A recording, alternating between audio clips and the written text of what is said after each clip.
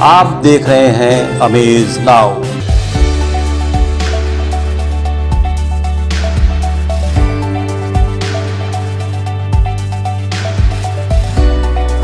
Health now इस कार्यक्रम के प्रायोजक है Shri Ram Janki Netralaya, jubilee road, AD Chowk, Gorakhpur. Purvanchal का एकमात्र उत्कृष्ट सुपर स्पेशलिटी संस्थान Shri Ram Janki Netralaya, jubilee road, Gorakhpur. Retina surgery, समलबाई और लेंस प्रत्यारोपण, फेको सर्जरी, आयुष्मान योजना से संबद्ध। सुविख्यात वरिष्ठ रेटिना रोग विशेषज्ञ डॉक्टर दुर्गेश कुमार। समय समय पर लगाए जाने वाले निशुल्क परामर्श शिविर में समलबाई, ग्लूकोमा स्क्रीनिंग और जांच हेतु संपर्क करें। Glaucoma and phaco expert doctor Pankhuri Jauhari से। नेत्र से संबंधित सभी रोगों के समुचित इलाज के लिए एकमात्र प्रतिष्ठान श्री राम जानकी नेत्रालय, एडी चौक, जुबली रोड, गोरखपुर।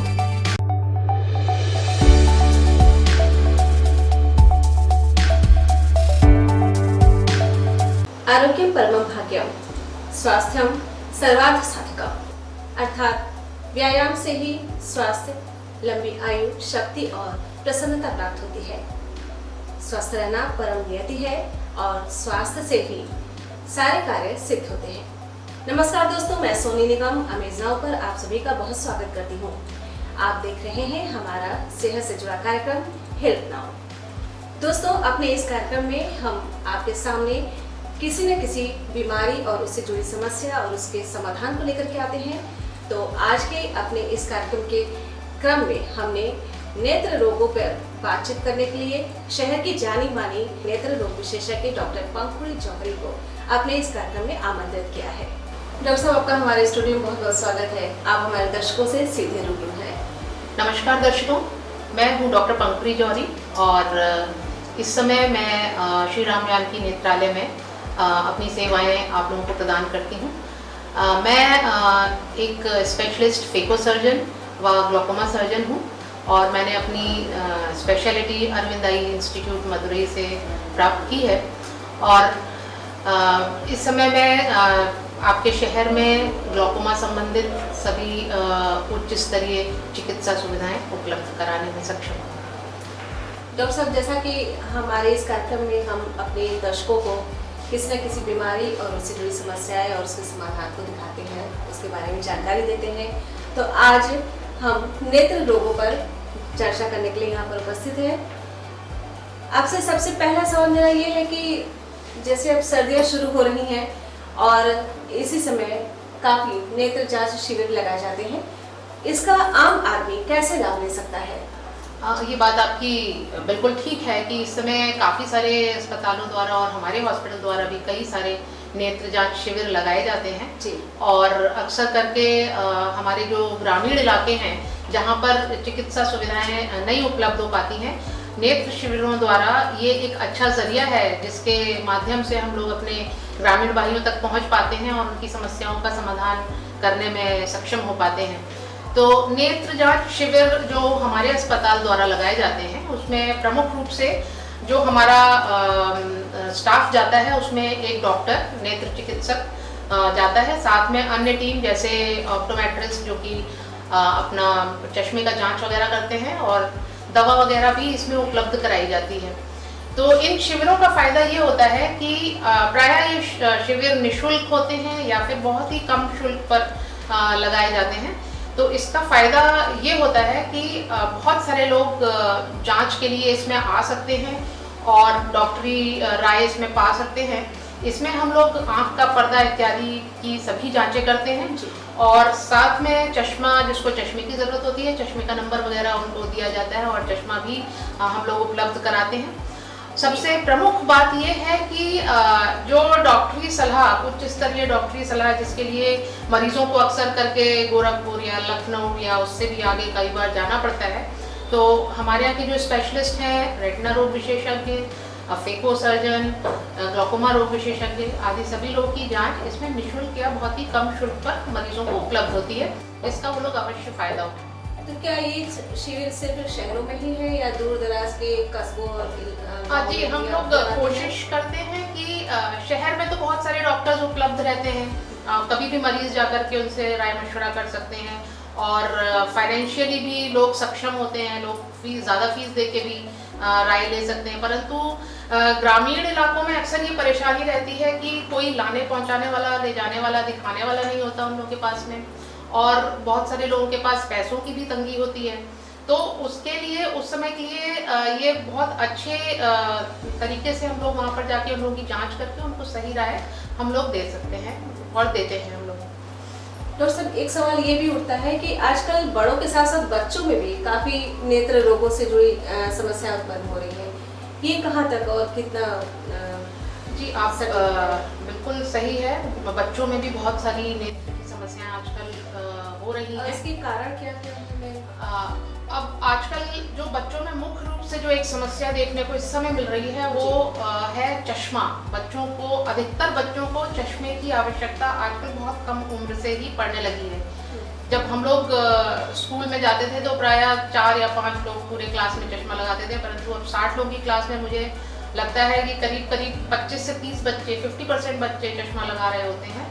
और मैं सभी पेरेंट्स को रोकना चाहूंगी, क्योंकि एक यहाँ पर ये भी मुद्दा उठता है कि पिछला अभी जो पेंडेमिक निकला है उसमें भी ऑनलाइन क्लासेस हुए हैं, वर्क फ्रॉम होम हुए हैं, उसमें भी दिन भर बच्चों को पढ़ाई के सिलसिले में भी मोबाइल से या कंप्यूटर से जुड़े रहना पड़ा। दिन भर वो कंप्यूटर के सामने बैठे रहे, उससे भी उनकी आंखों पर काफी इफेक्ट पड़ा हुआ। हाँ, काफी इफेक्ट पड़ा है। उसमें छोटे बच्चे, बड़े लोग सभी को उससे हानि काफी ज्यादा हुई है। चश्मे लोगों को लग गए, ड्राई आई की समस्या आने लगी। तो इन सब चीज़ों के लिए कंप्यूटर और मोबाइल की स्क्रीन को हम लोग जिम्मेदार ठहराएं, क्योंकि काफ़ी सारा काम हम लोग मोबाइल के ऊपर डिपेंडेंट हो गए, कंप्यूटर्स के ऊपर डिपेंडेंट हो गए, सारा काम उसी के ज़रिए होने लगा।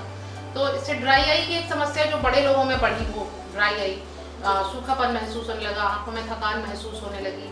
और छोटे बच्चे जो देखते थे उनको भी ये समस्याएं, आंखों में थकान जैसी, और काफी बच्चों को चश्मे वगैरह भी लगे इस दौरान में। आंखों में खुजली भी आम समस्या हो गई आजकल बच्चों के भी। हाँ, वो ड्राई आई का ही एक सिम्टम है, आंखों में खुजली होना, या सीजनल एलर्जी भी हो सकती है, लेकिन ड्राई आई की वजह से आंखों में खुजली और ये सब चीजें होती हैं। तो इसमें कई बार बच्चों को और बड़ों को स्टेरॉइड और कुछ टीयर ड्रॉप्स वगैरह भी हम लोग देते हैं। तो ये सब समस्याएं आजकल बहुत कॉमन हो गई हैं, जिसका थोड़े थोड़े समय में लोगों को आँख दिखा करके अपना राय देते रहना चाहिए। डॉक्टर साहब, एक सवाल हम आपसे ये पूछना चाहते हैं कि आजकल मोतियाबिंद की शिकायत लोगों को बहुत हो रही है, ये किस एज में मतलब बहुत ज्यादा हो रही है? देखिए, और इसके कारण क्या है?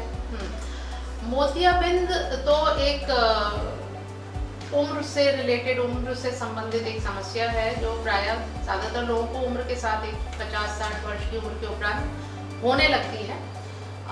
और इसका निदान शुरू में तो ये होता है कि पहले तो चश्मा वगैरह बदलता रहता है, जब तक मरीज को चश्मे से दिखता रहता है, चश्मा लगाकर ही काम चलता है।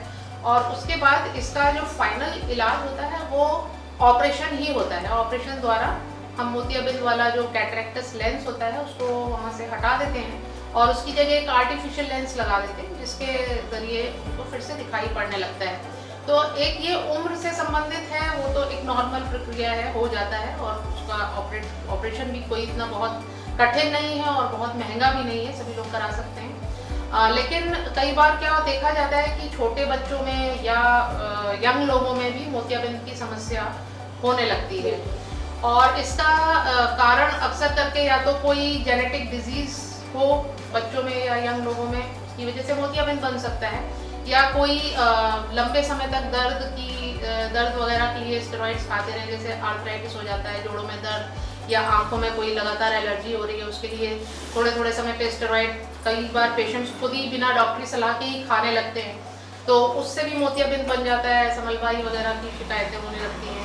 तो मेरी राय ये है कि कोई भी दवा यदि डॉक्टर ने किसी बात के लिए आपको प्रिस्क्राइब की हुई है तो एक बार दोबारा से, अगर आपको कोई बीमारी उठती है तो एक बार दोबारा से डॉक्टरी सलाह लेकर ही आगे दवाइयाँ खाएं, क्योंकि ये आपको काफ़ी बार नुकसान भी पहुंचा सकती है इस तरह के। ऐसा भी देखा गया है मोतियाबिंद के बाद नजर न आने की समस्या उत्पन्न हो रही है, इसके क्या कारण है? जी देखिए, ज़्यादातर जब नॉर्मल कंडीशंस हैं मोतियाबिंद के बाद तो नज़र, ऑपरेशन के पश्चात नज़र आना ही चाहिए। और कई बार क्या होता है कि जैसे बहुत पका हुआ मोतियाबिंद रहता है, मरीज बहुत दिनों से ध्यान नहीं दे रहा है और लग रहा है करा लेंगे, ऑपरेशन करा लेंगे, तो इसके पीछे क्या होने लगता है कि पर्दे की समस्याएं बढ़ने लगती हैं जी। तो जैसे पर्दे की समस्याओं में कई बार किसी को ब्लड प्रेशर है या शुगर है, उसको पीछे पर्दे की समस्या हो गई, ब्लड प्रेशर और शुगर से संबंधित पर्दे की तमाम समस्या होती है वो हो गई, लेकिन सामने मोतियाबिंद बना हुआ है तो मरीज को ये लगता है कि मोतियाबिंद की वजह से नज़र कम है, या मोतियाबिंद बहुत अधिक होने के पश्चात आंखों में प्रेशर बढ़ा रहने लगा, वो डॉक्टरी इलाज के लिए, जांच के लिए नहीं गए और बहुत दिनों तक प्रेशर बढ़ा रहा, उससे नस सूख गई।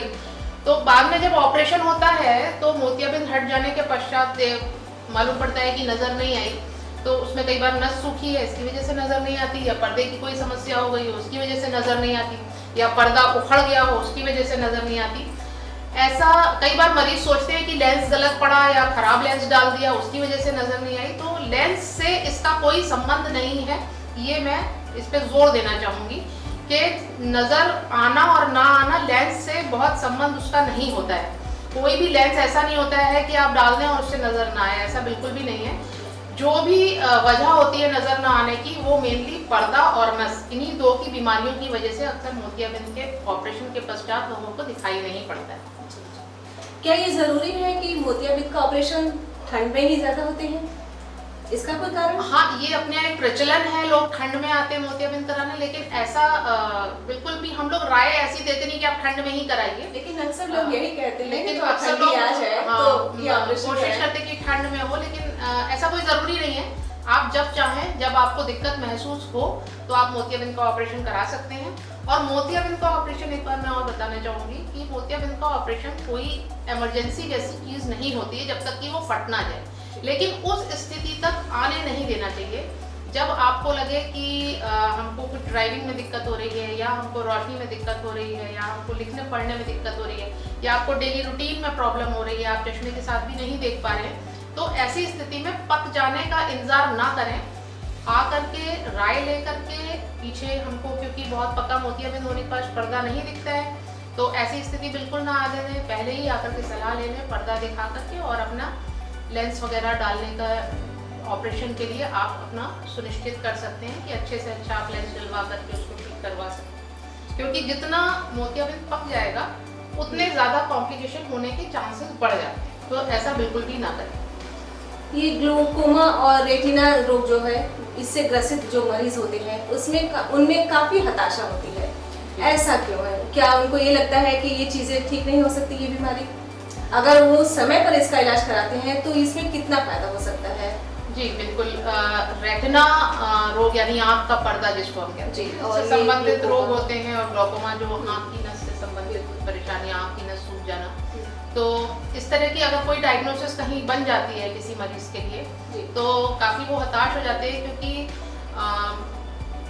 आज तो हम लोगों के यहाँ काफ़ी सारे स्पेशलिस्ट हमारे शहर में भी मौजूद हैं इन रोगों के लिए, लेकिन बहुत पहले शायद ऐसा नहीं होता था और लोगों को अक्सर इसके इलाज के लिए बहुत दूर साउथ इंडिया वगैरह जाना पड़ जाता था, तो ऐसे में मरीजों को काफ़ी परेशानी लगती थी और सही इलाज मिलते मिलते और सही डायग्नोसिस होते होते देर हो जाती थी।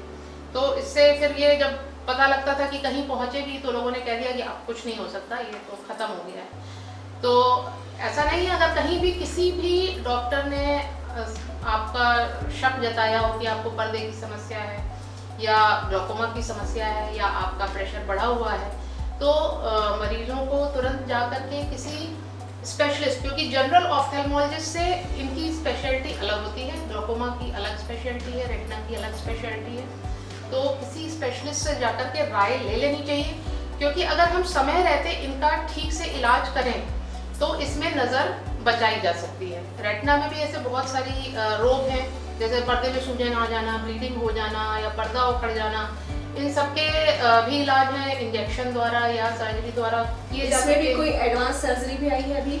हाँ, इसमें तमाम तरह की एडवांस सर्जरीज हैं, विट्रेक्टमी वगैरह पर्दे के लिए होती हैं, या ग्लूकोमा के लिए आप कहेंगे कि ग्लूकोमा में अगर आपको रोशनी दिखाई पड़ रही है, आपकी परीक्षण के बाद आपको बताया जा रहा है नहीं नस अभी आपकी बिल्कुल नहीं सूखी है, ऐसा नहीं है कि पूरी 100% सूख गई, अब कुछ नहीं हो सकता, कुछ ना कुछ समय रहते अगर इसमें किया जाए, तमाम तरह के वाल्व वगैरह हम लगाते हैं ग्लूकोमा में यदि प्रेशर नहीं कंट्रोल हो रहा होता है, या एंगल क्लोजर ग्लूकोमा जिसके लिए अक्सर सर्जरी ही करनी पड़ती है, तो उसके लिए तमाम तरह की सर्जरीज है वो की जा सकती है। कई बार छोटे बच्चों में पैदा होते ही समलवाई की शिकायत होती है, तो ऐसे बच्चों में अक्सर करके लोग इधर उधर लेकर के घूमते रहते हैं, पानी बह रहा है, कोई एंटीबायोटिक डलवाता है, कोई स्टेरॉइड डलवाता है, पानी बह रहा है, पानी बह रहा है। लेकिन अगर बच्चे की आंख में पानी बह रहा है तो एक बार ज़रूर से किसी अच्छे नेत्र विशेषज्ञ को दिखा करके ये जांच करा लेनी चाहिए कि ऐसा तो नहीं है कि बच्चे का आंख का प्रेशर बढ़ा है उसकी वजह से पानी बह रहा हो। तो ऐसी सर्जरीज भी हमारे हॉस्पिटल में बच्चों की सर्जरीज और भी वेल्व सर्जरीज, शंट सर्जरीज, ये ग्लूकोमा की सर्जरीज की जाती हैं। और हमारे हॉस्पिटल में जो है रेटिना की तमाम आगे की सर्जरीज हैं, उच्च स्तरीय सर्जरी अच्छी मशीनों द्वारा की जाती हैं। तो समय रहते यदि मरीज हमारे पास आता है तो ज़रूर कुछ ना कुछ फायदा होने की संभावना होती है। डॉक्टर साहब, आजकल डायबिटीज और ब्लड प्रेशर के मरीजों की संख्या बहुत बढ़ रही है, तो इन मरीजों को अपनी आंखों का ख्याल कैसे रखना चाहिए? क्या इनका बहुत ज्यादा प्रभाव पड़ता है आंखों पर, डायबिटीज और ब्लड प्रेशर? हाँ, आजकल शुगर के रोगियों की संख्या बहुत बढ़ रही है, साथ साथ में ब्लड प्रेशर भी उसके साथ हैंड इन हैंड चल रहा है उसकी भी, और इसके साथ फिर किडनी की भी समस्याएं होने लगती हैं।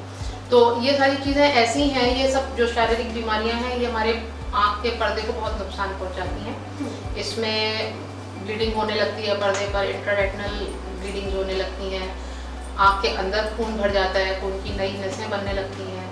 फिर इसके बाद इसमें समलवाई उठती है, CRBO वगैरह जिसको हम कहते हैं, खून की नस बंद होकर के ब्लीड करती है। और ऐसे में एंगल क्लोजर ग्लूकोमा या नियोवैस्कुलर ग्लूकोमा जिसको हम कहते हैं वो होने लगता है।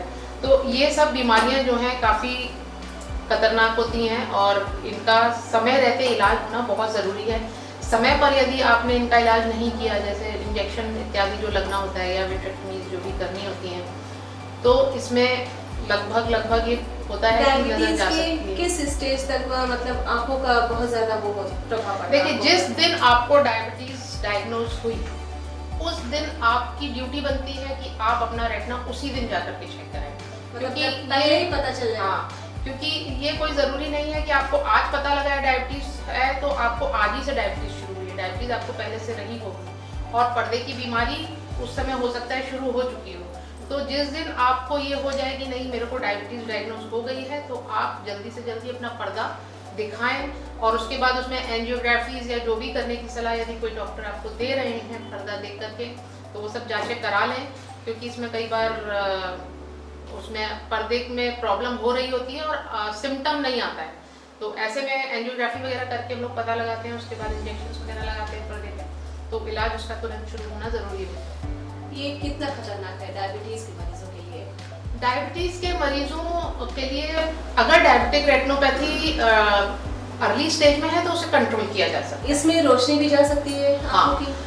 जब ब्लीडिंग हो जाए या पर्दा उखड़ जाए जी, तो ऐसी स्थिति में रोशनी की काफ़ी समस्या हो जाती है और रोशनी को रिट्रीव करना भी थोड़ा सा प्रॉब्लमेटिक ही होता है इसमें। तो इसलिए टाइम के साथ ही हमको चलना पड़ता है।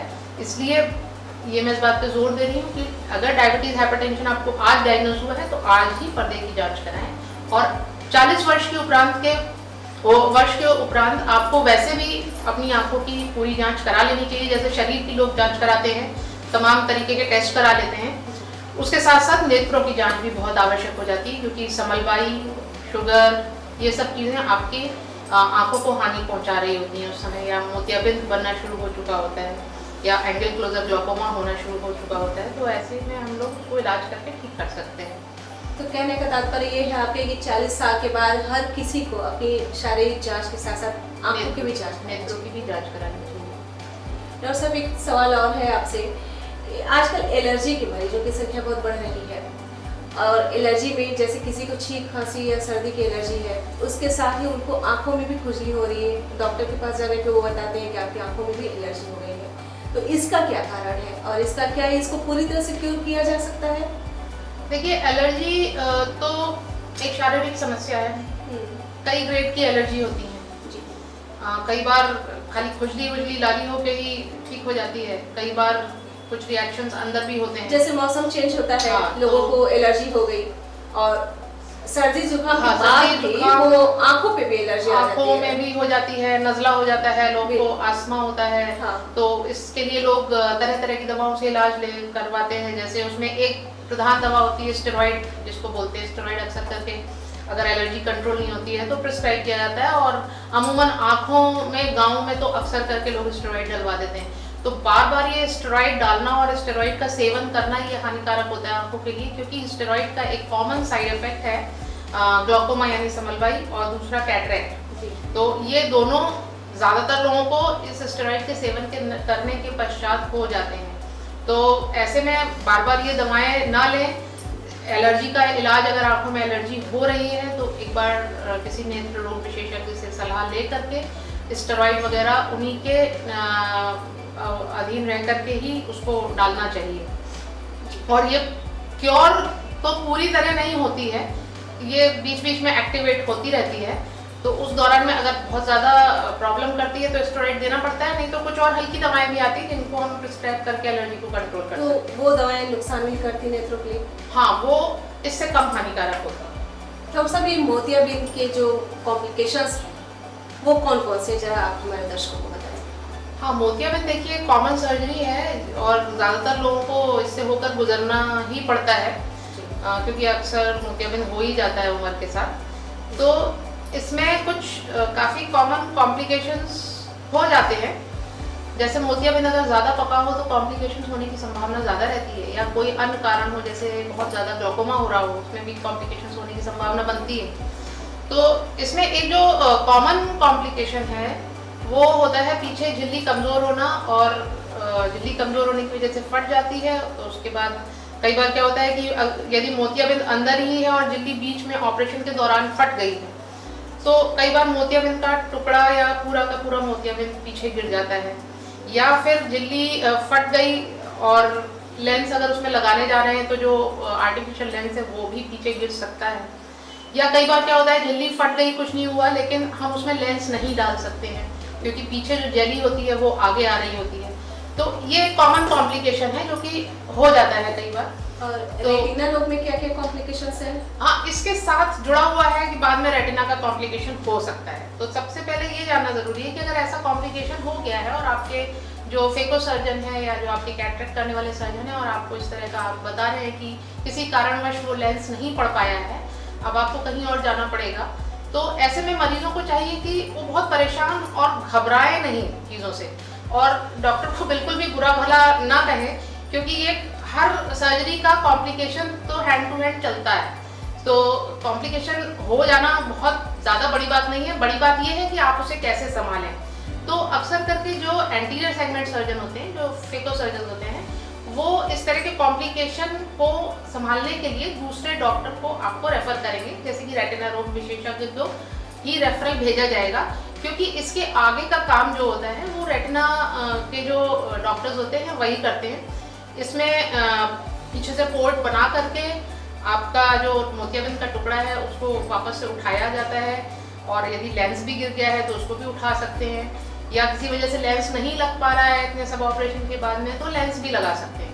तो कहने का मतलब ये है कि कॉम्प्लिकेशंस अगर हो जाए, या इसमें और कॉम्प्लिकेशंस है, ब्लीडिंग हो जाती है, वो अपने आप सेटल करती है, उसको टाइम देना होता है।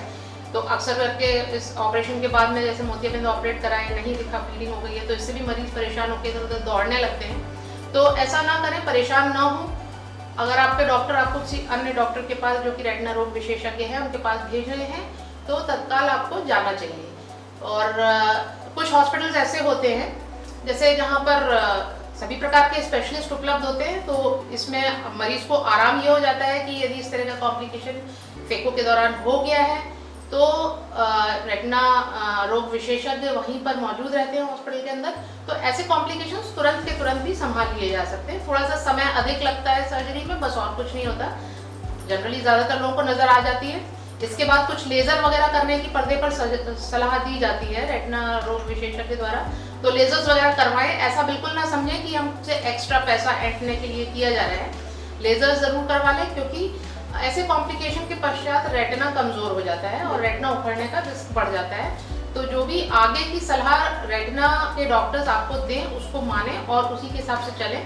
ऐसा नहीं है कि उसमें नज़र नहीं आती है, नज़र आ जाती है लेंस लगने के बाद, तो परेशान ना हो मरीज इस तरह के कॉम्प्लिकेशन। डॉक्टर साहब, आपने हमारे दर्शकों को इतनी अच्छी जानकारियाँ दी, इतनी महत्वपूर्ण जानकारियाँ दी। उम्मीद है हमारे दर्शक इसका लाभ भी अवश्य लेंगे और आपने अपना बहुमूल्य समय हमारे इस कार्यक्रम को दिया, इसके लिए आपका बहुत बहुत धन्यवाद। तो दोस्तों, ये थी हमारे साथ डॉक्टर पंखुड़ी जौहरी, जिन्होंने आंखों की समस्याओं पर इतनी महत्वपूर्ण जानकारियाँ हमसे साझा की। उम्मीद है आपको ये जानकारियाँ पसंद आई होंगी और आप इसका लाभ भी अवश्य लेंगे। आपको हमारा ये कार्यक्रम कैसा लगा? आप अपनी प्रतिक्रिया हमारे फेसबुक पेज, यूट्यूब चैनल और वेब पोर्टल पर अवश्य दें। हमें आपकी प्रतिक्रियाओं का इंतजार रहेगा। नमस्कार।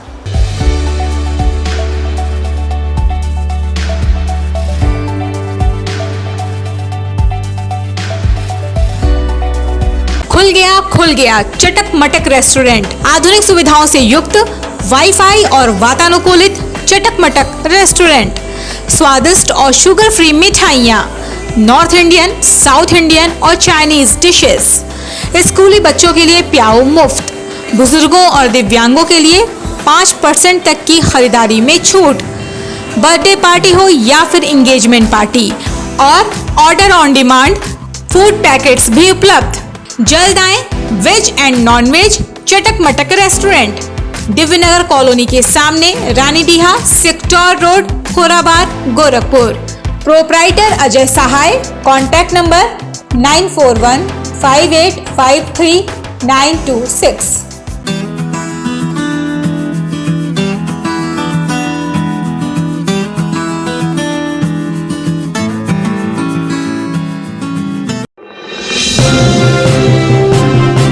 आप देख रहे हैं अमेज नाउ।